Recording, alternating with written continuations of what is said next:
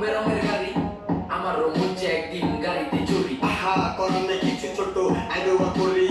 বানাইছে গরিব মাওলাই নাই কান্না করি আমগো উপর স্বপ্ন স্বপ্ন কেমনে পূরণ করি শুধু মাওলাই চলে দিন আমগো ঘুরবো তাড়াতাড়ি ভাই ঢাকায় বলে টাকা উড়ে কই আমগো গেরামি ওই খুশিতে ঢাকায় আমি আইছি টাকার গেরামি আগে ভাবছি ঢাকার মানুষ কতই থাকে আরাম